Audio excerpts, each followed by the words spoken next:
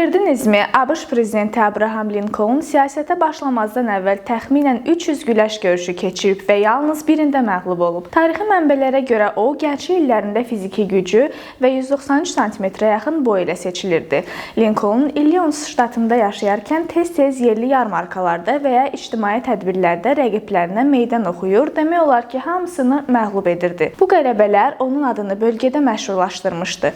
Ən məşhur hadisələrdən biri çılğın hərəkətləri ilə ad çıxarmış gənclər dəstəsinin lideri Jack Armstrongla qarşılaşması hesab olunur. Rəvayətə görə Lincoln bu görüşdə rəqibini məğlub edib və sonra həmin dəstənin hörmətini qazanıb. Məhz bu idman keçmişinə görə 1992-ci ildə ABŞ-da fəaliyyət göstərən Milli Güləş Şöhrət Zalına görkəmli Amerikalı kateqoriyası üzrə daxil edilib. Bu status onun təkcə siyasətdə deyil, gənclik illərində fiziki gücü və idman nailiyyətləri ilə də diqqət çəkdiyini göstərir. Ona görə də hələ bilmədiyimiz çox şey var.